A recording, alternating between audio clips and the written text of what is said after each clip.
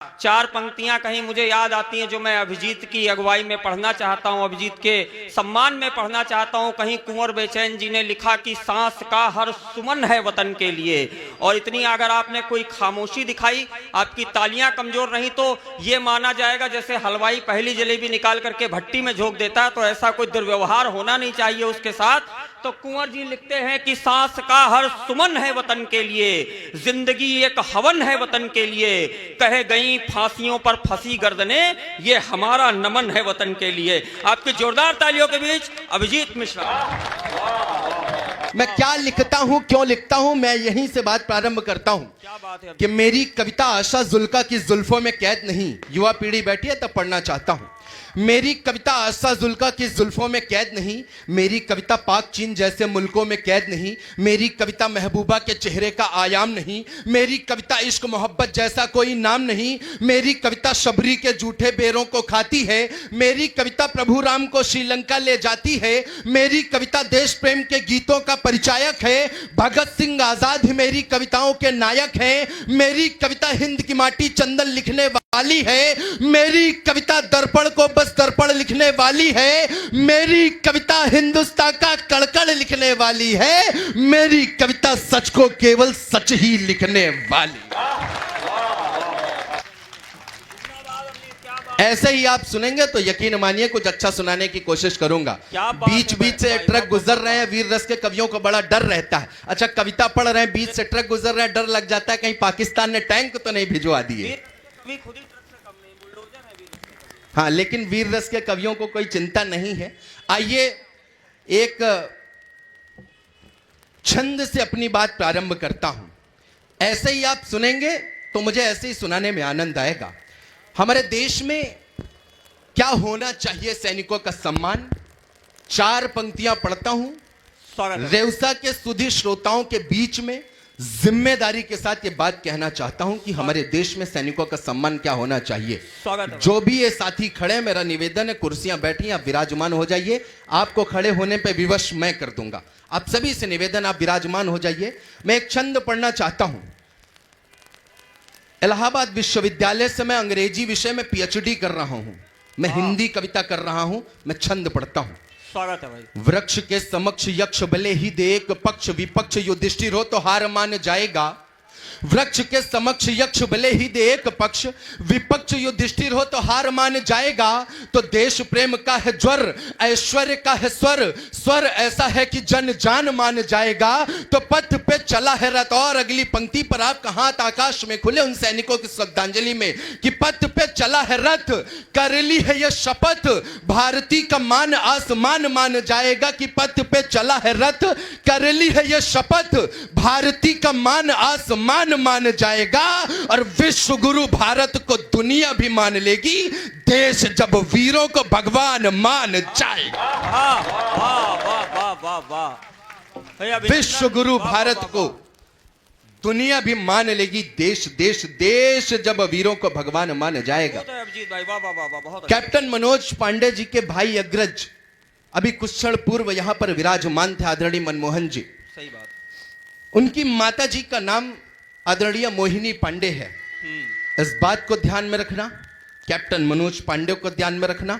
अभी अभी बैठे केवल चार पंक्तियां लिखी हैं, तुरंत लिखी हैं। आप पहली बार इस मंच पर पढ़ने जा रहा हूं, मन मिलेगा तो अन्य मंचों पर भी पढ़ूंगा। सूर्य की जो अग्नि है पहले जन्म लेती है, तो सूर्य की जो लालिमा है बाद जन्म लेती है। सूर्य की जो अग्नि है पहले जन्म लेती है, तो सूर्य की जो लालिमा है बाद जन्म लेती है। जन्म जब पृथ्वी पे शेरनी का होता है, तो वीरताई उसके ही साथ जन्म लेती है।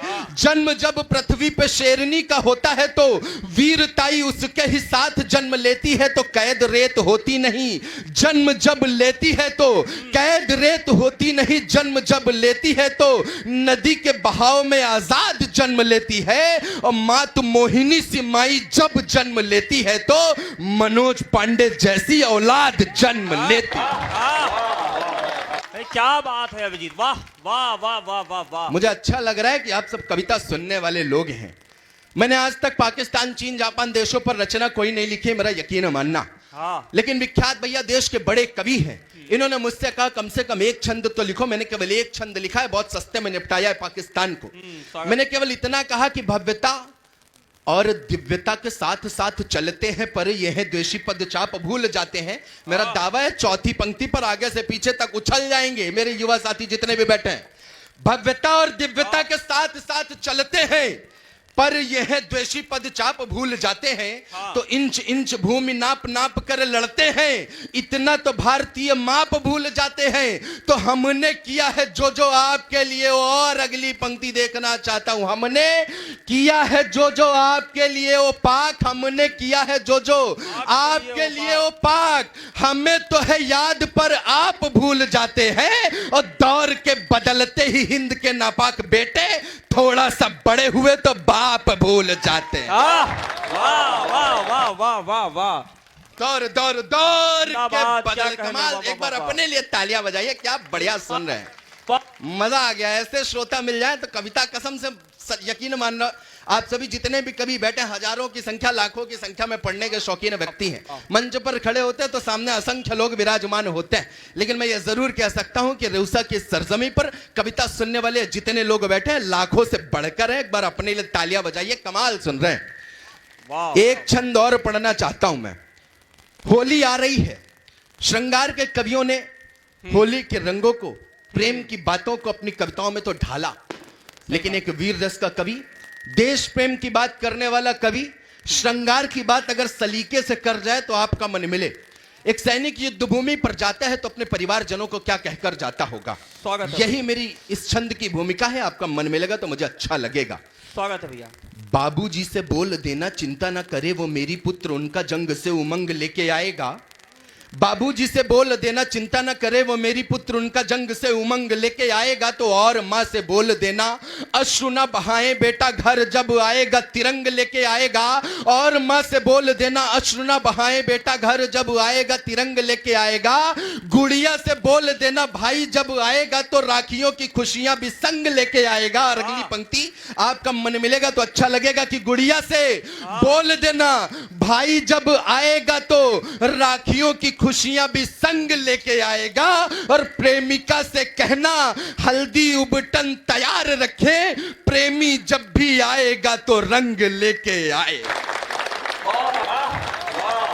और विशेष रूप से कहना चाहता हूं, अब आवश्यकता भी पड़ती, एक चंद्र प्रभु को समर्पित करता हूं और उसके बाद सीधे सीधे एक दो रचनाएं सुना के अपना स्थान लूंगा। मंच पर बहुत समृद्धशाली मंच है, जिस मंच की अध्यक्षता परम आदरणीय प्रलयंकर दादा कह रहा हूं, उस मंच पर साहित्य के अतिरिक्त कोई और बात की भी नहीं जा सकती। साहित्य के पुरोधा मेरे सामने विराजमान है, बौखल दादा विराजमान है, परम आदरणीय विख्यात भैया, प्रख्यात भैया, पल्लवी जी, जितने भी कवि हैं बहुत श्रेष्ठ हैं। श्रेष्ठ कवियों की फेहरिस्त में अगर पहले क्रम में हूं तो आपकी जिम्मेदारी बनती है और अच्छे से सुने। मैं यहां पर एक विशेष बात और कहना चाहता हूं, और यह बात कहनी बहुत आवश्यक भी है। इस मंच से हमारे देश में एक बात बहुत सलीके से कही जाती है कि प्रभु श्री राम ने मां सीता की अग्नि परीक्षा ली।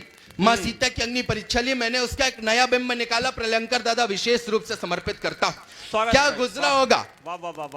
रावण गया कुंभकर्ण के पास, बोला हर ली हमने मिथिलेश कुमारी, अर्थात हमने सीता जी का हरण कर लिया। कुंभकर्ण बोला अधिकार किया तुमने उन पर, तुमने अधिकार प्राप्त किया उन पर। रावण बोला लखती नहीं वो और हमारी, वो मेरी और देखती तक नहीं है, तो अधिकार कैसे कर लूं। कुंभकर्ण बोला तुम तो मायावी हो, कोई भी रूप रख सकते हो। यदि रावण साधु का रूप रख करके तुम मां सीता का हरण कर सकते हो, तो प्रभु राम का रूप रख करके उनको प्राप्त क्यों नहीं कर लेते, अधिकार क्यों नहीं कर लेते। एक पंक्ति कही रावण ने, और उस पंक्ति में प्रभु राम का चरित्र नजर आ जाए तो आपके हाथ खुले। बोला तुम तो मायावी हो, कोई भी रूप रख सकते हो, यदि साधु का रूप रख करके उनका हरण किया है तो राम का रूप रख करके उन पर अधिकार क्यों नहीं कर लेते। रावण बोला लखती नहीं वो और हमारी, और जब राघव रूप लगा धरने तब मां तू समाने लगी सब नारी। ये है हमारे प्रभु का चरित्र। तब पढ़ना चाहता हूं एक छंद। ये विशेष रूप से छंद इस वजह से आवश्यक है क्योंकि कविता की बात होती है कि दुनिया के प्रश्नों का हल तो नहीं थे, पर दुनिया के अधरों पे ताले पड़ आए थे।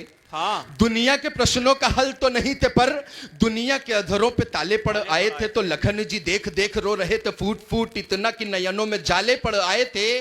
तो पृथ्वी भी रो रही थी, अग्नि भी रो रही थी, चरणों में मानो जैसे भाले पड़ आए थे। कि पृथ्वी भी रो रही थी, अग्नि भी रो रही थी, चरणों में मानो जैसे भाले पड़ आए थे। और सीता जी तो अग्नि में जली नहीं थी, परंतु राम जी के हृदय में छाले पड़ आए थे। भाई जिंदाबाद, क्या कहने, वाह वाह वाह वाह वाह।